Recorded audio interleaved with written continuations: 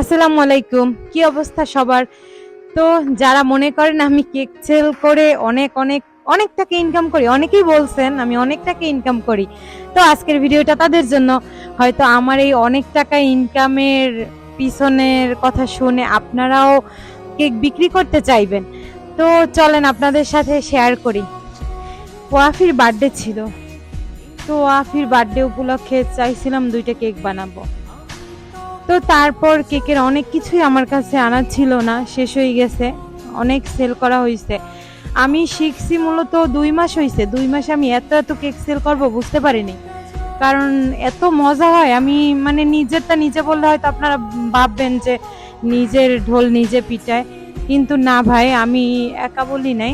তারা যারা খাইছে তারা বলছে, তারপর আমি বলছি। তো এই ভাইয়ার দোকানে গেছিলাম সবকিছু কেনার জন্য। এই ভাইয়ার দোকানে কেক বানানোর এ টু জেড পাওয়া যায়। হয়তো যারা কেক কিনেন তারা হয়তো কখনোই বুঝতে পারবেন না যে কেকে কতটা প্রফিট থাকে, কতটা শ্রম থাকে। নিত্য নতুন জিনিসের দাম বাড়ে, নিত্য নতুন। তো আপনি ১ মাস পর যাবেন, ১৫ দিন পর যাবেন, দেখবেন ওইটা ১০ টাকার জায়গায় ২০ টাকা হয়ে গেছে, এমন অবস্থা। তো আমার এই কেক বানানোর কোনো ইচ্ছাই এখন আর নাই, কারণ কোনো এত শ্রম দেই, কোনো প্রফিট থাকে না, কোনোই প্রফিট থাকে না। আমি মানে শুধুই শ্রম দিছিলাম। আর আমার এই কাজটা ছিল শখের, শখ করে শিখছিলাম। তারপর দেখি যে মানে এত মজা হয়, সবাই মানে চাইতেছে। এর জন্যই বেশি বেশি সেল করা শুরু করছিলাম। কিন্তু কি লাভ হলো? কোনো প্রফিট যদি না থাকে তাহলে আপনি কিসের জন্য আপনি এত কষ্ট করবেন? এর জন্য সব ইচ্ছা করে সব বাদ দিয়ে দেই। তো টুকিটাকি অর্ডার নেই বেশি, এখন আর অর্ডার আগের মতো নেই না, কারণ নিজের দিকে তো তাকাইতে হবে। অনেক কষ্ট হয় ভাই। সেদিনকে একসাথে ৪ পাউন্ডের একটা কেক বানাই আমি অসুস্থই পড়ছিলাম। তো আপনারা যারা কেকের ব্যবসাটা করতে চান, তো আমি তাদের জন্য একটা কথাই বলবো যে আপনারা অফ যান। কারণ অনেক প্রচুর পরিমাণ সবকিছুর দাম।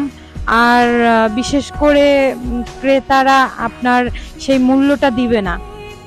কিন্তু দেখেন, বিশেষ করে হোমমেড কেকই কিন্তু ভালো, স্বাস্থ্যসম্মত। আর আপনারা যারা বাহির থেকে কিনবেন, কিভাবে না কিভাবে বানায় সেটা তো আপনারা দেখতেছেন না। আর বড় বড় দোকান থেকে যে কিনবেন, ওইসব দোকানে কিন্তু আপনার মূলত এই যে এসির বিল, তারা কিন্তু ওইটাও আপনার এই কেকের মধ্যে ফালাইবে। তো সবকিছু মিলিয়ে তারা কিন্তু অনেক অনেক প্রাইস রাখে। তার থেকে হোমমেড কেক অনেক ভালো, অনেক। ক্রেতাদের উদ্দেশ্যে একটা কথাই বলবো যে ভাই, আপনারা এই যে নির্ধারণ করে দেওয়া হয় যে দামটা, তার উপর আর কোনো কথা বললেন না।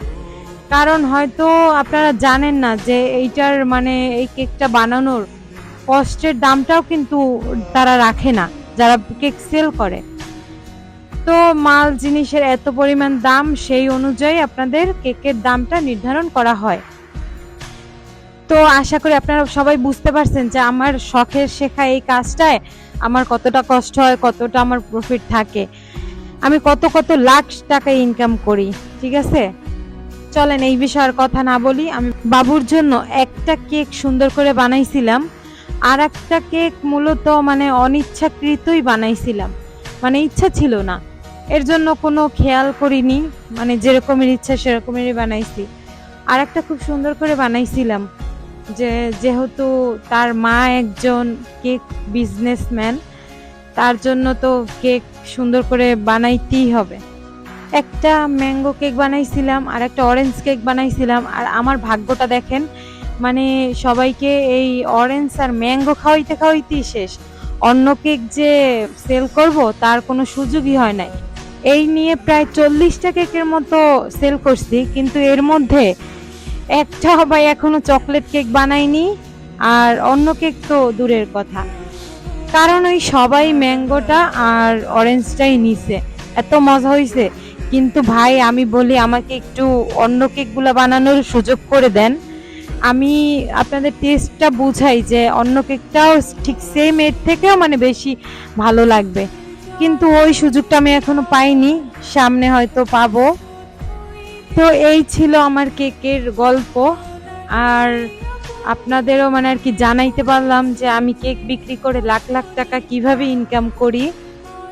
তো আপনারা আমার জন্য দোয়া করবেন যে আমি ঠিক যেন একদিন অনেক বড় ভালো বিজনেসম্যান হতে পারি, যেন সত্যি আপনাদের মুখের কথা যেন মুখেই থেকে যায়, আমি যেন সত্যি লাখ লাখ টাকা ইনকাম করতে পারি।